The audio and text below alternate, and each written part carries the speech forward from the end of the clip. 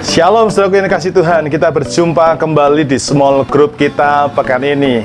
Apa kabarnya semuanya? Doa saya setiap saudara dalam berkat dan penyertaan Tuhan. Amin. Dan mari saudaraku, kita akan segera mulai small group kita kali ini. Dan mari kita akan bersatu hati di dalam doa. Mari kita berdoa. Terima kasih Tuhan buat anugerah-Mu, karena hari ini kami boleh ada bersama-sama di tempat ini. Kami boleh terkoneksi bersama-sama melalui small group yang ada. Kiranya Tuhan akan memberkati small group kami pada hari ini, dan small group kami hari ini akan membuat nama-Mu semakin dipermuliakan atas hidup kami. Karena itu Tuhan, berbicaralah kepada setiap kami, sebab kami semua yang ada di tempat ini, kami siap untuk menikmati berkat daripada firman-Mu. Di dalam nama Tuhan Yesus Kristus, haleluya, amin, haleluya.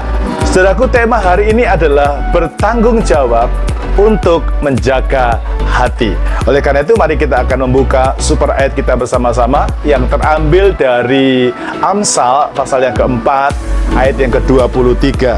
Mari kita akan bersama-sama membaca Amsal pasal yang keempat, ayat yang ke-23. Firman Tuhan berkata demikian: jagalah hatimu dengan segala kewaspadaan, karena dari situlah terpancar kehidupan. Haleluya.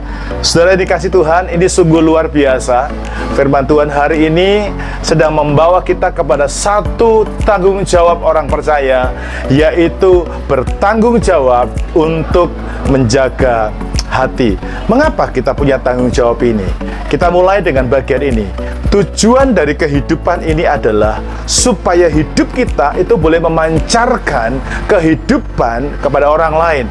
Ya. Nah, pertanyaannya bagaimana kita bisa memancarkan kehidupan sehingga orang lain boleh mengalami kehidupan di dalam Tuhan?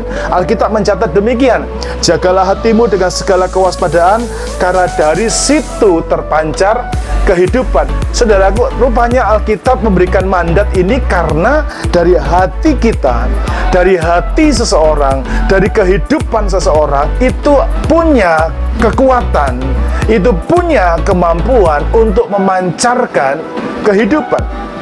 Saudaraku, sekeliling kita ini penuh dengan kegelapan. Ya, dunia ini gelap, dunia ini jahat, dunia ini penuh dengan rupa-rupa kematian demi kematian. Dan dunia ini membutuhkan kehidupan lewat pancaran kehidupan kita. Amin. Nah, sumber kehidupannya itu adalah Tuhan yang ada di sorga, lalu kita ini sebagai pemancarnya. Jadi Tuhan yang punya kehidupan, Dia salurkan lewat kehidupan kita, sehingga dari kehidupan kita itu boleh memancar kehidupan kepada kehidupan banyak orang. Sehingga dengan kata lain, hidup kita ini adalah pancaran dari kehidupan. Kehidupan siapa? Kehidupan Tuhan yang ada di hidup kita. Amin. Sehingga orang lain itu bisa menikmati tentang kehidupan yang sesungguhnya yang hanya kita dapatkan daripada Tuhan. Amin.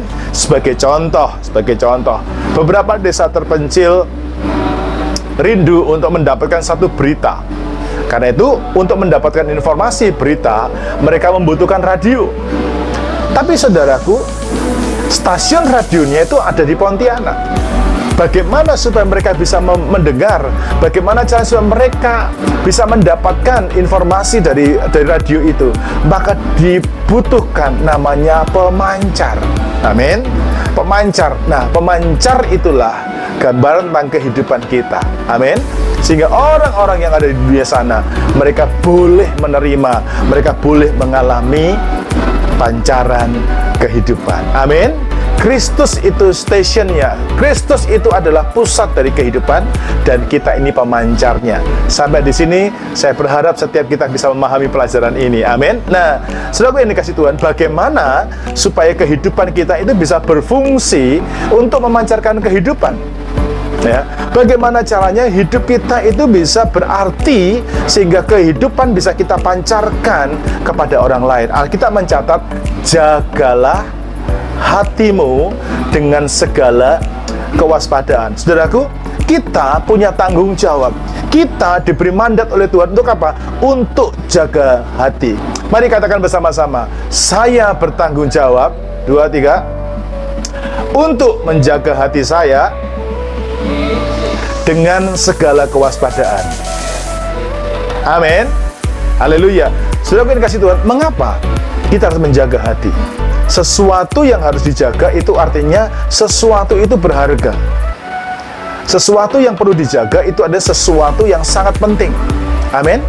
Sesuatu yang perlu dijaga itu adalah sesuatu yang selalu menjadi incaran bagi pencuri, bagi perusak untuk mengambil alih hati kita ini.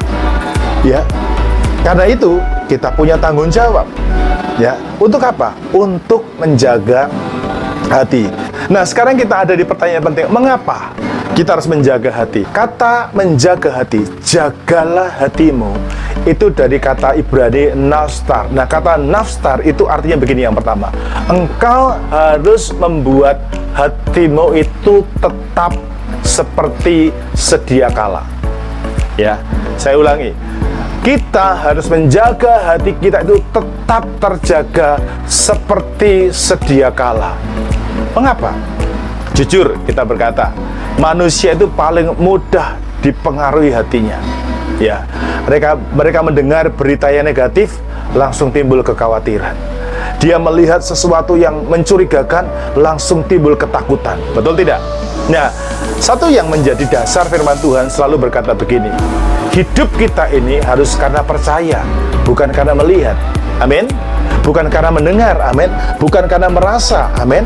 Tapi hidup kita ini karena percaya. Itu sebabnya Tuhan sudah mengerti bahwa kita ini gampang sekali dipengaruhi. Tapi Tuhan mau hidupmu tidak tergantung dari apa yang kau dengar, engkau lihat, engkau rasa. Tapi hidupmu itu tergantung dari percayamu. Dan itu sebabnya kita perlu membuat hatimu itu tetap. Amin. Dengan kata lain, kata tetap itu juga berarti awet. Ya, dari dulu tetap jadi orang yang baik. Dari dulu tetap jadi orang yang murah hati. Ya, dulu baik saudaraku, tapi tiba-tiba karena satu dan lain hal, karena mendengar informasi tentang seseorang, kita berubah. Kita menjadi nggak suka dengan orang itu. Artinya engkau sudah berubah. Hatimu nggak awet lagi. Engkau berubah. Nah, itu yang kita mesti jaga.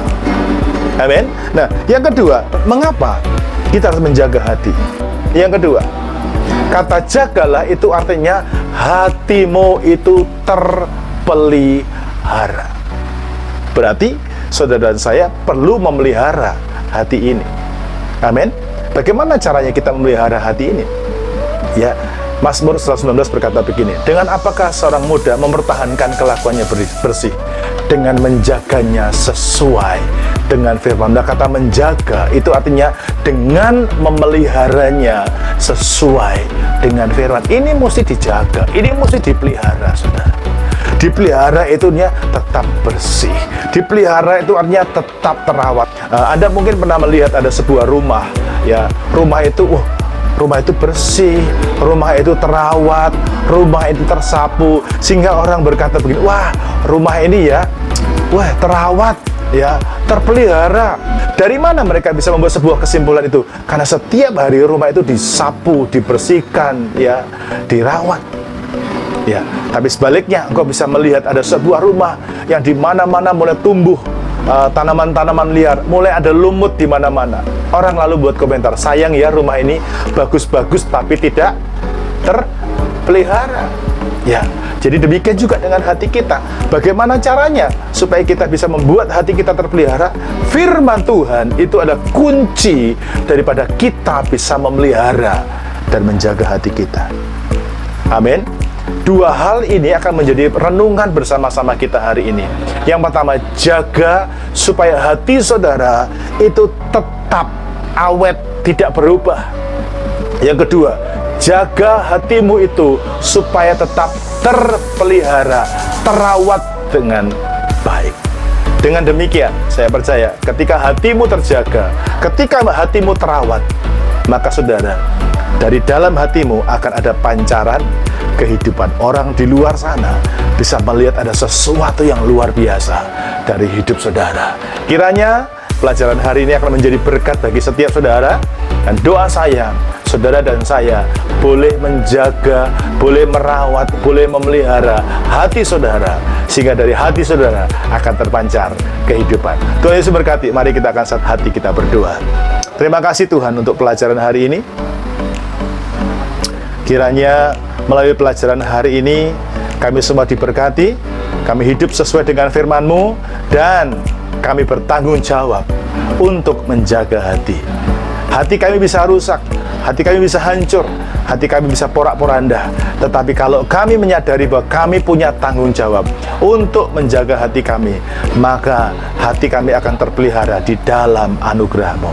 Terima kasih Tuhan, berkati semua kami yang sudah mendengarkan pesan video ini, dan berkati juga renungan diskusi kami, dan berkati juga diskusi kami sebentar supaya menjadi berkat bagi semua orang. Di dalam nama Tuhan Yesus Kristus, haleluya.